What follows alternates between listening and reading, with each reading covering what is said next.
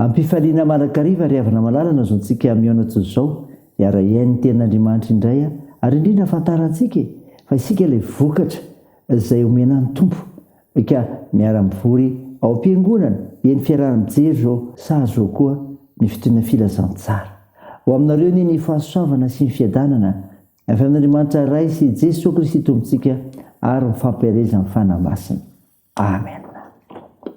Zoma 4 Oktobra 2022 manjinantsika revitra hoe mamory vokatra ho an'ny tompo.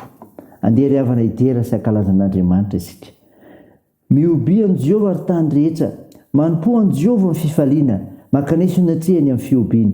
Aoko fantatrareo fa Jehova n'Andriamanitra, izy nao antsika ary azy isika, dia olona sy olona fiandriny. Amen.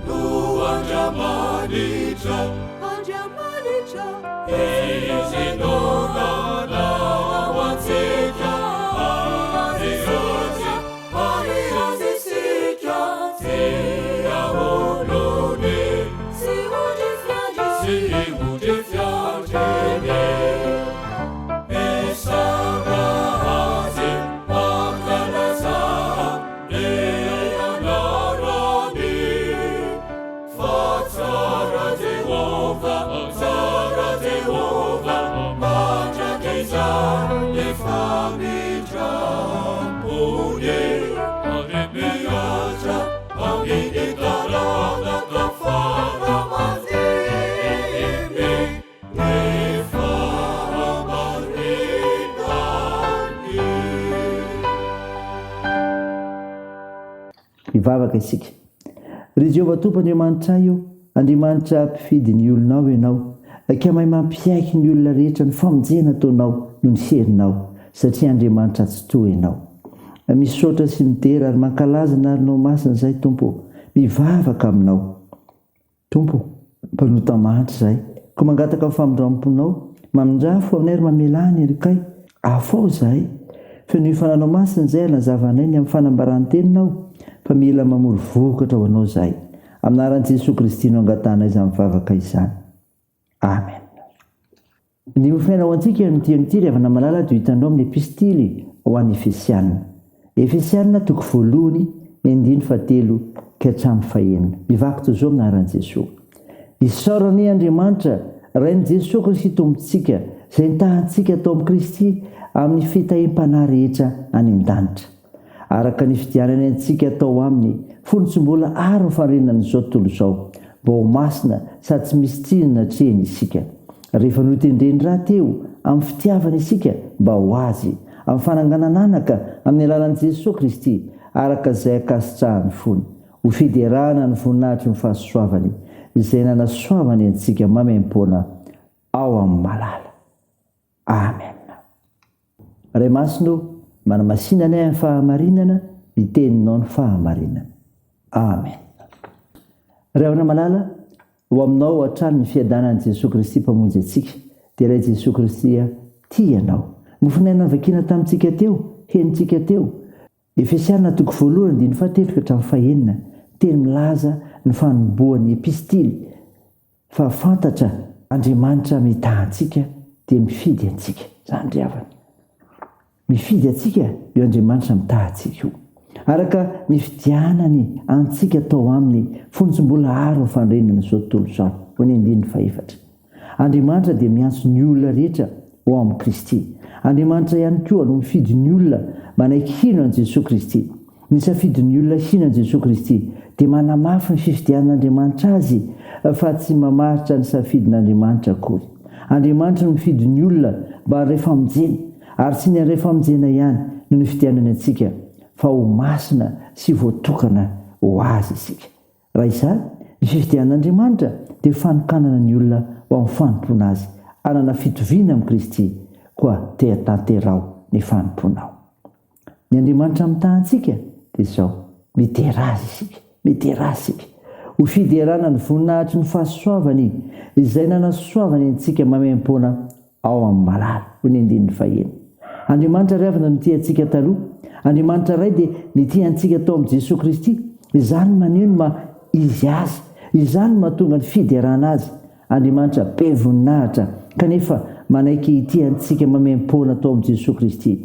Ny olona mahatsapa ny famonjen'Andriamanitra mamem-poana tao amin'ny Jesosy Kristy no mideran'Andriamanitra. Fahasoavana namonjena antsika tao amin'ny Jesosy Kristy ka mahatonga antsika izay olombelona ho vita fihavanana.